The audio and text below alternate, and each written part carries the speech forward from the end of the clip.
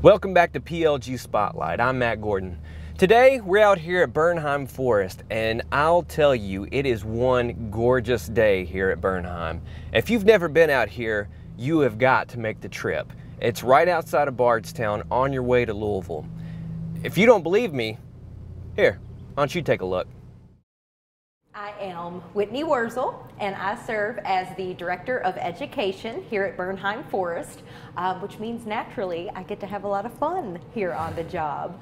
A major part of my work consists of working behind the scenes with my education team and a strong core of our volunteer naturalists to offer a variety of programs, activities, and events to our annual visitation of nearly 3,000 visitors a year. So it's our job to offer these unique experiences that help connect people with nature in creative ways.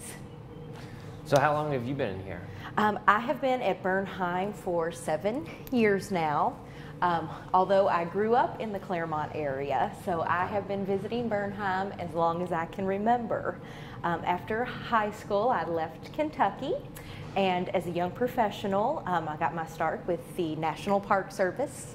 And even in working in national parks, that I came to realize that there was no place like home when it came to the Kentucky landscape of rolling hills, our green trees, the fall colors that we get, that really it was a unique place. So education-wise, what would you say is the biggest, most important event you guys hold each year? Oh boy, it's been going on for over 20 years, our Color Fest event. And it's a 2-day event, that it's one that's been cherished for so long. That we make sure to provide unique opportunities for visitors to connect with nature. And the very basic component of education is observing and experimenting. I've been here quite a few times, and I can tell that the education is really strong here. Like, it's really pushed on an everyday basis. Now, I know on the weekends you guys do the discovery stations. Can you talk a little bit more about that and the volunteers that are involved? Yes. One of our big sort of family programs, it's what we call Eco Kids, and the Eco stands for Every Child Outside, which of course is the big idea behind all of that. And Eco Kids Discovery Days, they take place the first and third Saturday of every month. And really, each Discovery Day has 3 parts. That one part is an on-your-own challenge. It's available to families from 9 to 5. That it's a self-guided adventure. It just gives you something to do as a family on your own with a little guidance.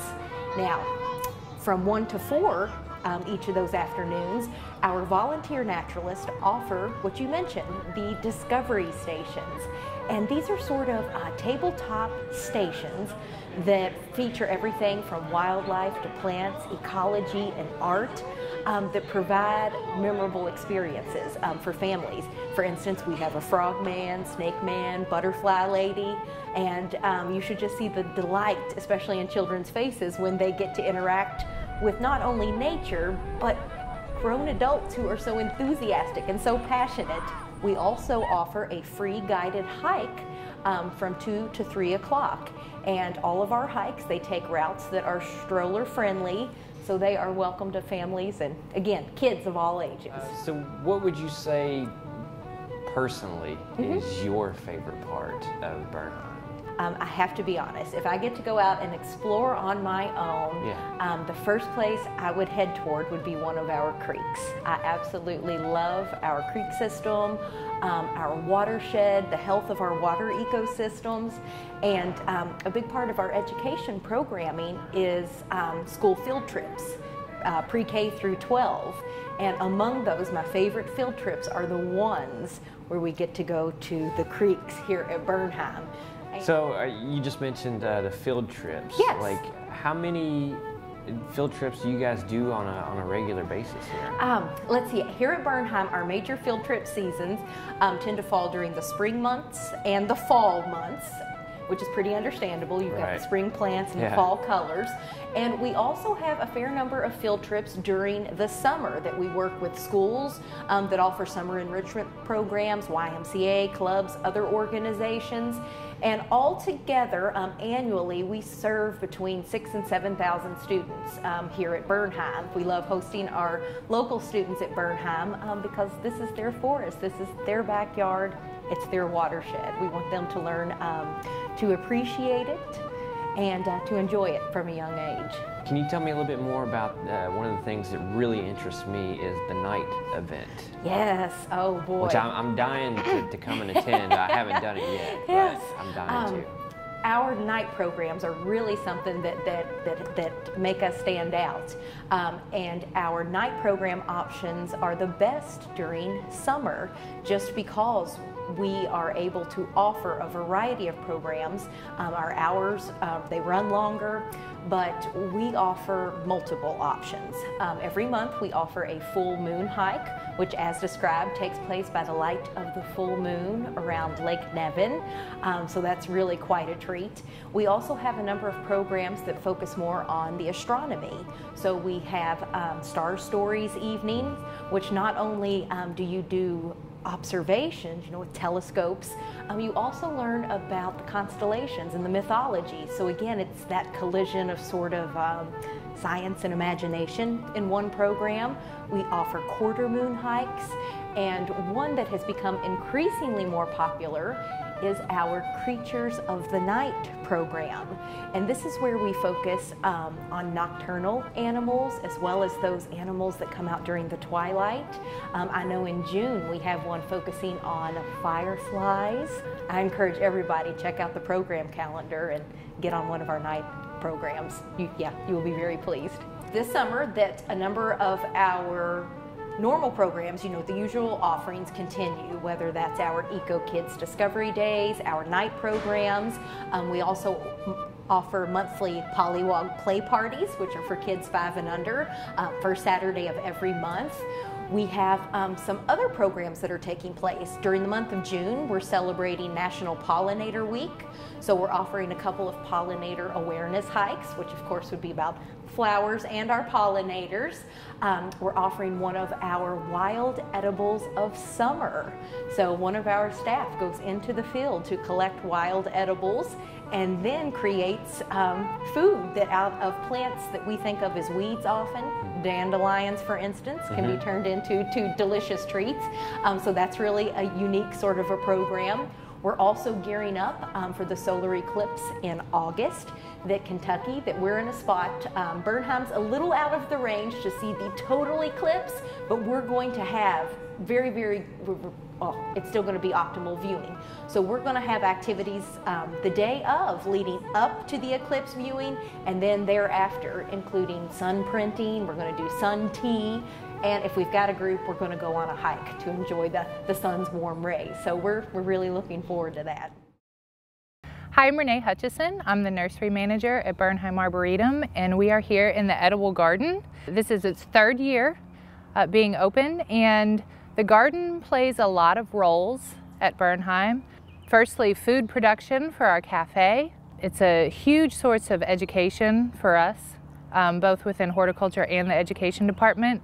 And also it's a way to really show people how to have regenerative design instead of just sustainable design. This is the main arbor for the edible garden, and we're growing some vines, some hardy kiwi vines. And this is also just a sweep of herbs and flowering plants. So the important thing to keep in mind is that the edible garden is not just edibles for humans.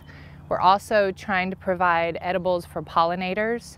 One of the biggest goals of this garden is to be independent of any sort of city water usage. All of our water is collected off of the walkways within the edible garden and the research center that butts up to the edible garden. So horticulture uses the edible garden more for adult education. These are things that the homeowner can do. We've had classes on composting, extending the fall garden into winter. We're working on some some projects so that we're getting infrastructure in for our winter landscape. This past winter we had vegetables coming out of the garden all winter long. And we did have a mild season, but we're working on adding in the infrastructure so that even in the coldest winter we've got vegetables going to the cafe. This is a landscape that's actually changing right now. We're adding in a lot more color, kind of as a sweep to welcome you into the garden. But mostly food for pollinators. We're really looking to feed the bees and the butterflies. So in the garden beds right now, all of these beds were built using recycled lumber. This was a gray field area to begin with, meaning that it was just mowed lawn, and it wasn't a diverse habitat, to say the least. The insect diversity has jumped, I think, 100-fold. The amount of habitat that's been created back here is enormous. Another big thing that we've been working on is edible flowers, so that when the cafe has salads and soups, that they can use garnishes that are edible from the garden as well. Dr. Mark Warms. I'm the Executive Director at Bernheim Arboretum and Research Forest. Isaac Wolf Bernheim was a visionary.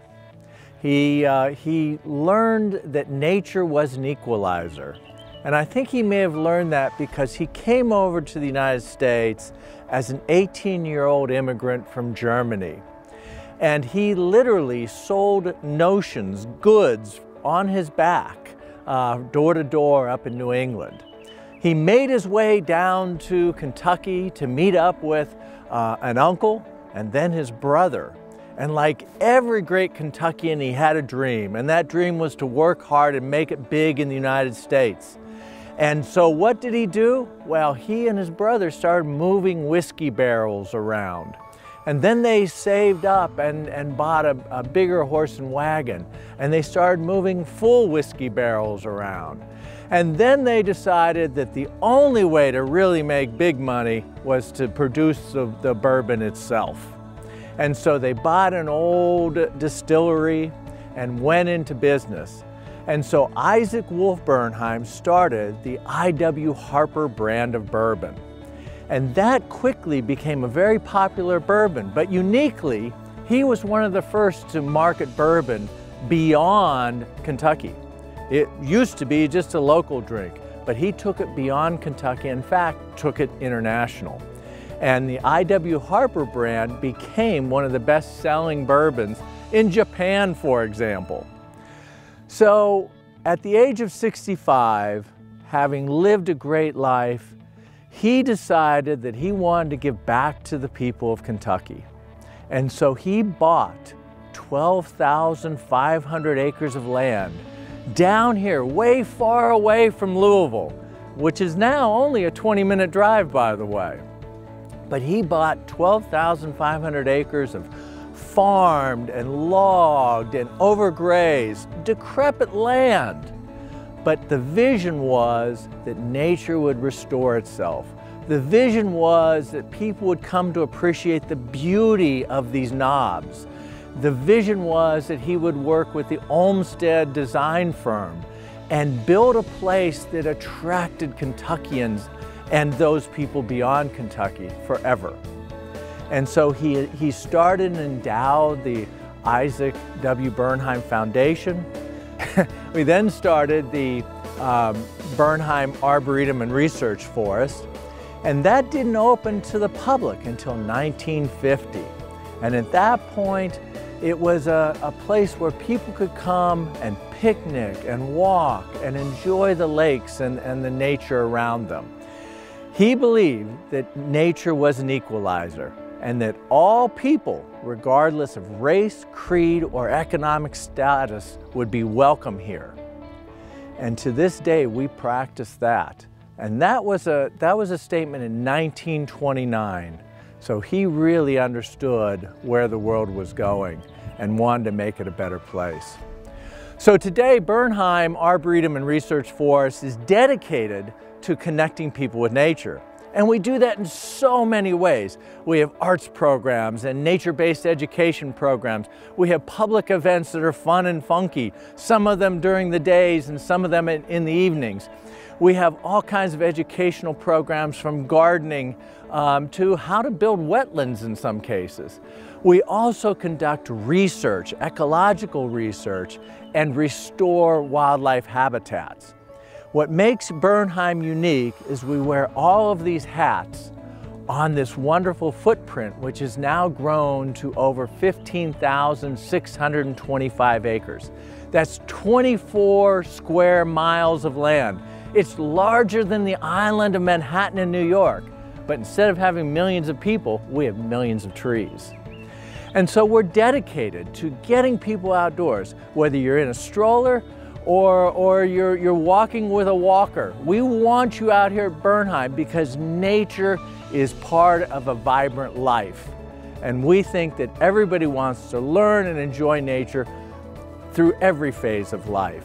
And whether you want to come out and read a book, or whether you want to come out and participate with other people looking at a full moon hike, there's always something for you to do.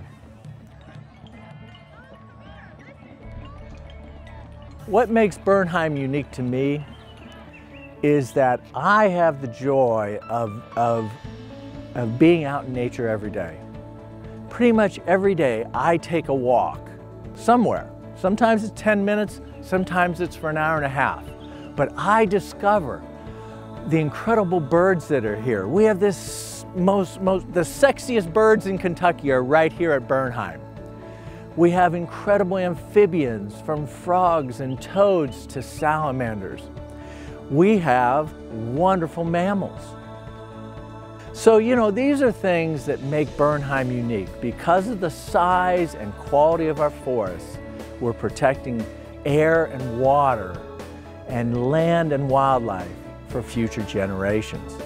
And to me, that's just a big honor and a big responsibility, and it makes us unique. Bernheim is definitely one of my favorite places to come around Bardstown. And if you ever get the opportunity, I highly suggest you make it out here. Once again, I'm Matt Gordon, and this is PLG Spotlight. I'll see you next time.